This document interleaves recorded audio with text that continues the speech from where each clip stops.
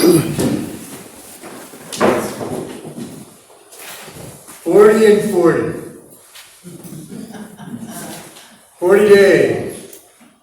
40 nights. 40 is a significant number. Anybody who drinks more than they ought to knows how significant the number 40 is. Stands for 40 ouncer. But it has other meanings. And when I checked on it, it made sense. It made sense in terms of the scripture today. The number 40 also had great symbolic meaning to the Jews and today among Christians and Muslims as well. The number 40 to the Jews is a number that when used in terms of time represents a period of probation, trial, and chastisement.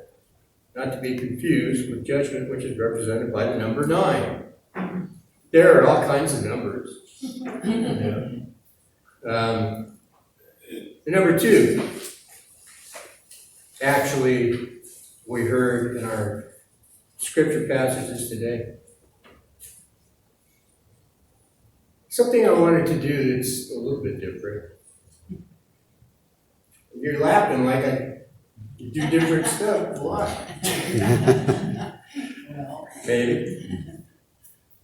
I'm going to read you a song. The second song today in our sheet really stood out to me, and I was taught that songs are a celebration of the glory of God, a way for us to thank God. But when you read a psalm, how you read that psalm is going to determine how significant it is for you.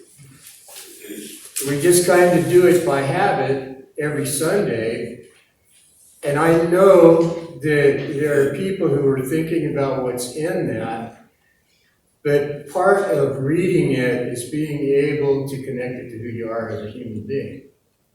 So I'm going to give this a shot and in my way and see how it sounds. The Lord is King, let people tremble. He is enthroned upon the cherubim. Let the earth shake. The Lord is great in Zion. He is high above all peoples. Let them confess his name, which is great and awesome. He is the Holy One. Almighty King, lover of justice, you have established equity. You have executed justice and righteousness in Jacob. Proclaim the greatness of the Lord our God and fall down before his footstool. He is the Holy One. Moses and Aaron among his priests and Samuel among those who call upon his name, they called upon the Lord, and he answered them. He spoke to them out of the pillar of cloud. They kept his testimonies and the decree that he gave them. O Lord our God, you answered them indeed. You are a God who forgave them, yet punished them for their evil deeds. Proclaim the greatness of the Lord our God and worship him upon his holy hill. For the Lord our God is the Holy. Amen. Do I read it like that to myself all the time? No. It's not. The point is this, something so simple that we do has significance. It is significant, these words. And I'm going to explain to you a little bit about why I think it's significant. The epistle, the key sentence in the epistle is, first of all, you must understand this, that no prophecy of Scripture is a matter of one's own interpretation, because no prophecy ever came by human will, but men and women moved by the Holy Spirit who spoke from God. What things are happening out there in the world? Do they affect our community? They might. They certainly will if we don't pay attention. This morning, I checked a lot of the news services, and on one of them was, I'm assuming it's a legitimate article, but remember, you can't trust everything you see these days. You really can't. But this says, some 300 years after it ended, East Tennessee still wants to forget people suffered under slavery here.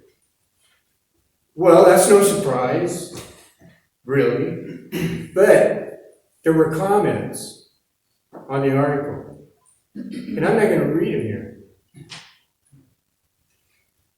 But my heart ached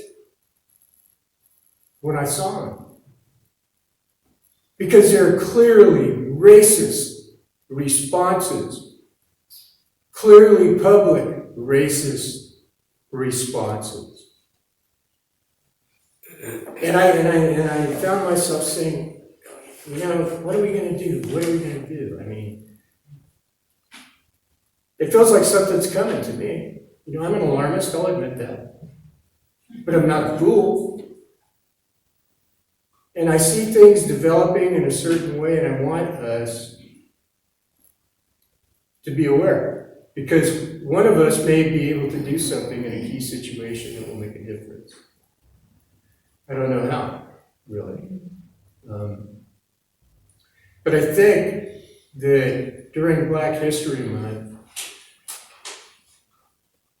I got to tell you that this celebrating Black History Month this time around has been more important to me, more valuable, more enlightening, because I had to be prepared. I had to have been here for a while and a part of this community the best way that I could. To begin to feel the things that I think ought to resonate in the community. But now, having said this about this article, I have questions about its legitimacy. Because we know that there are people in the world who are sowing dissension in this country. And they're really good at it. They're really good. And to a degree, we've dropped the ball and let it happen. So I don't know if this is legitimate or not. But people are going to react to an article like this that they see. They may not react overtly right now, but they could act overtly with other folks.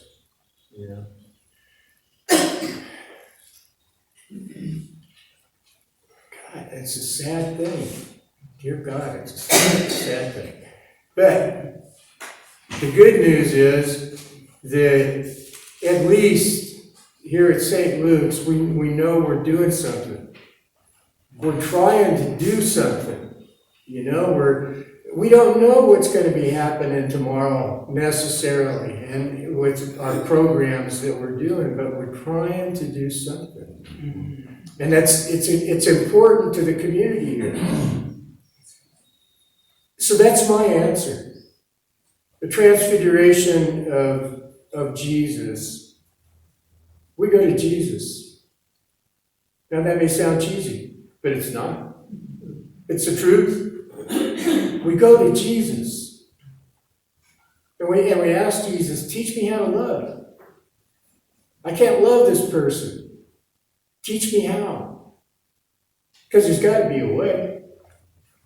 Jesus preached love, didn't he? My son, in whom I am well pleased. Yeah, that's a promise. I take it as a promise. So I guess I'm saying be the hope out there.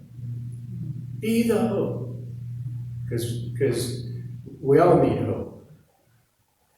And by the look at things, we're going to get discouraged at some point.